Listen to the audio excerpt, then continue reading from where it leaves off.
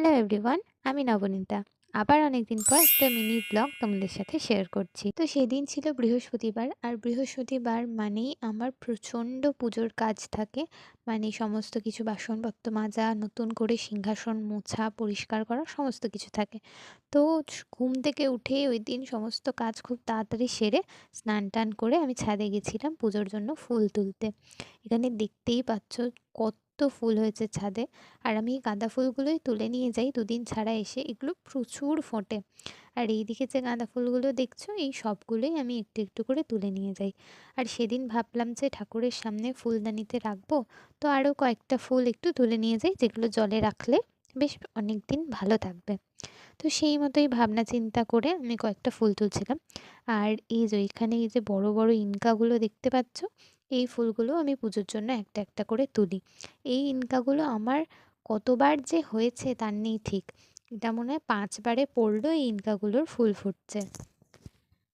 ঠাকুর মন্দির, সিংহাসন এই সমস্তটা সাজাতে বেশ অনেকটা ফুলই লাগে। তাই জন্য ফুলগুলো তুলে আমি কয়েকটা স্টিক কেটে নিচ্ছিলাম, যেগুলো জলে দিয়ে রাখলে বেশ সুন্দর লাগবে দেখতে। তাই জন্য এখানে এই স্টিকগুলো নিয়েছি। এটা হচ্ছে মালভা। এরপর অ্যাস্টারটা বেশ অনেকদিন দেখছিলাম ভালো রয়েছে, তাই জন্য একটা অ্যাস্টারও তুলে নিলাম। আর অ্যাস্টারটা আমি জানতাম না যে জলে দিয়ে রাখলে ভালো থাকে কিনা।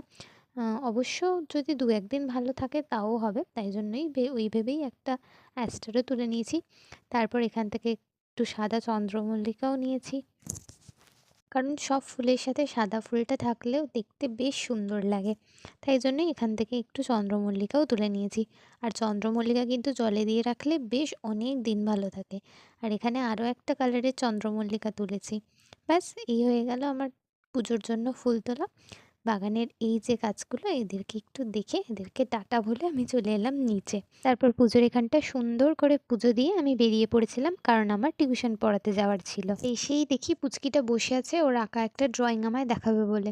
ও নিজে এত সুন্দর আঁকে, এটা কিন্তু ও কোনো সাজেশন দেখে আঁকেনি, নিজেই ফোন দেখে এঁকেছে। ও পড়াশোনাতেও যেমন ভালো, আঁকাতেও তেমনই ভালো। তারপর ওই স্টুডেন্টটাকে ছুটি দিয়ে বাড়ি আসি ওই দুপুর দুপুর। তারপর বিকালে থাকে আমার আরও একটা স্টুডেন্ট, ওকে পড়িয়ে একটু সন্ধে সন্ধে নামলে ওই 6টা 6:30টার মধ্যে আমি আরেকজনকে পড়াতে যাই। উনি আবার একটু বড় এনাদের থেকে। তো ওকে লাস্ট পড়িয়ে আমি বাড়ি ফিরি ওই 9টার সময় করে। যেমন উনি বড় তেমন ওনার কাজের চাপটাও অনেকটা বেশি থাকে। ওকে পড়িয়ে ছুটি দিতে আমার ওই 8:10-15 মতো বেজে যায়। তারপর বাড়ি আসতে আসতে সেই 8:30 বেজে যায়। এরপরে তো বাড়ির টুকটাক অনেক কাজই থাকে, সেই সমস্ত কিছু সেরে ফ্রেশ হয়ে বসে একটু